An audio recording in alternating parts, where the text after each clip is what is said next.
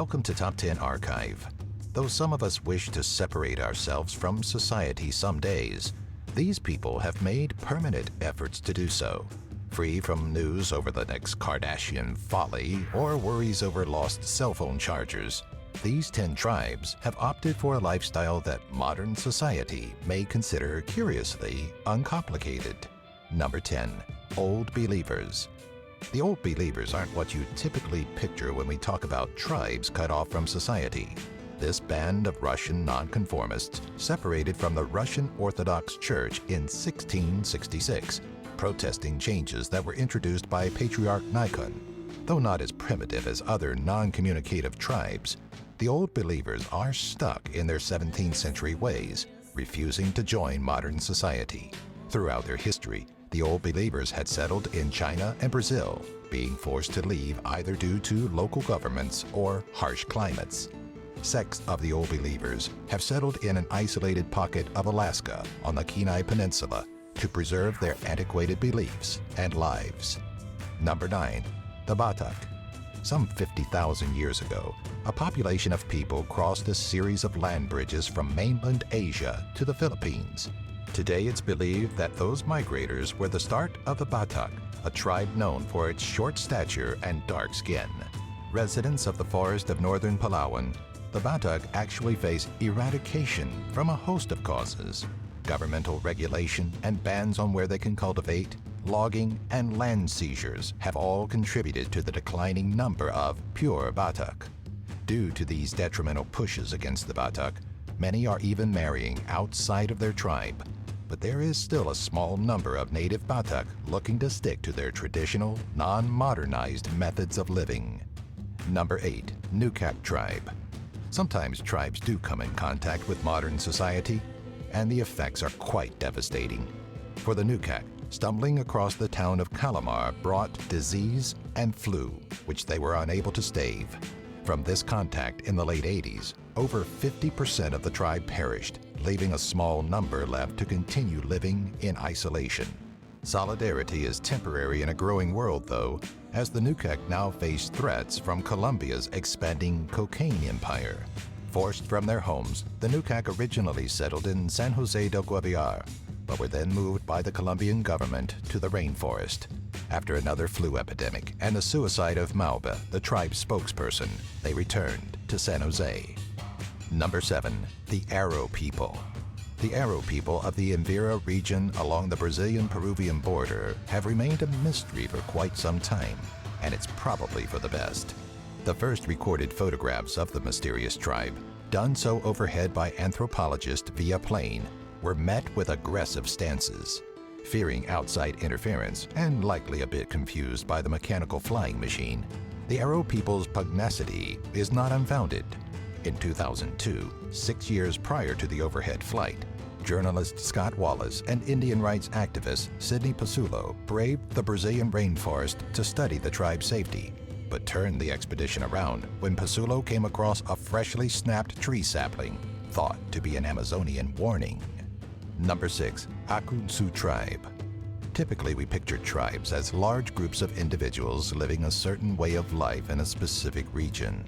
The Akuntsu once fell into the standard definition of a tribe, but when Brazilian cattle ranchers instigated a massacre among the Akuntsu, only 7 members were left remaining. Since then, 2 have passed away, leaving a group of 5 to carry on the legacy of this Amazonian tribe. Despite their dwindling numbers, these hunter-gatherers continue to remain in isolation, likely in fear of another event like the 1980s slaughter, avoiding much outside influence and refusing to marry beyond their lines. Before long, the Akuntsu will be a distant memory of the Rio Amir. Number 5. Korowai Tribe. There are many interesting facets to the New Guinea Korowai Tribe, such as the tree houses built over the canopies of tall trees to remain out of harm's way, or the stories of cannibalism that's believed to occur among their people. It's unknown how old the Korowai are, but it is thought that their introduction to the outside world was not until the 1970s, when clan members met with an expedition led by anthropologist Peter van Arsdale, geographer Robert Mitten, and community developer Mark Grundhofer. Further contact continued into the late 70s by Christian missionaries and television crews in the 80s, 90s, and 2000s. Number 4. Awà-Guajà People. If you travel to the eastern Amazon rainforest of Brazil, there's a chance you may come across a tribe of some 300 strong. These people, the Awà-Guajà, weren't always so diminished in numbers and once flourished, and despite efforts from the Brazilian government, logging and encroachment had dwindled their numbers greatly.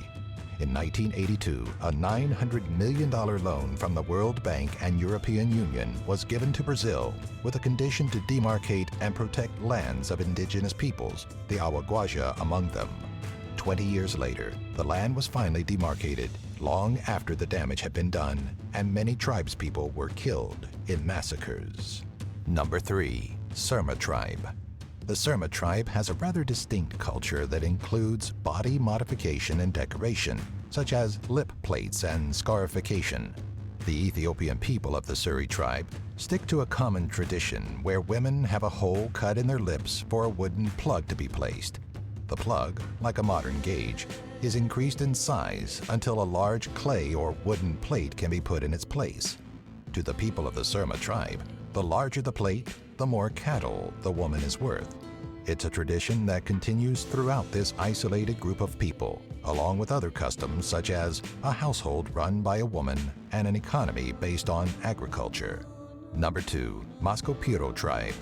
In May of 2015, Leonardo Perez was shot to death with an arrow, a similar incident occurring 4 years earlier to Chaco Flores, a local guide in Peru.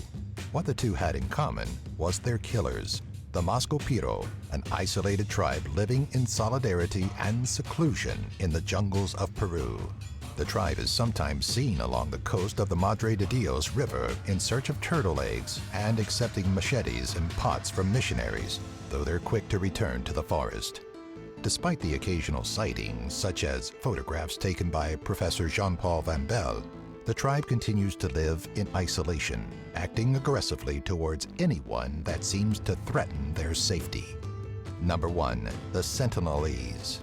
If there's ever a question as to whether or not a tribe wants to remain untouched by civilization, the Sentinelese will be quick to answer. They won't do so with words, though, but rather hostility. The Sentinelese make no qualms about attacking outsiders that encroach on their lands, such as in 2004, shortly after a devastating tsunami hit the Indian Ocean. An Indian Navy helicopter sought to provide aid to the islanders, but was met with a lone soldier who fired a warning arrow at them. The island of North Sentinel is considered one of the most dangerous to visit due to its native and very protective inhabitants, the Sentinelese, who aim to remain isolated from a world that they seem to understand as little as it understands them. What we do know about them is that they perhaps know more about weather patterns than the sophisticated world. During the 2004 tsunami, the Sentinelese were left untouched as they retreated to higher grounds before the devastating waves would hit. This suggests that the Sentinelese may retain esoteric knowledge of the weather and environment that we could possibly learn from. Do you have an idea for a future Top 10 video? Let us know in the comments section below. Be sure to follow us on Twitter, Facebook, and our website, top10archive.net. If you enjoyed this video, be sure to give it a thumbs up and share it with all of your family and friends.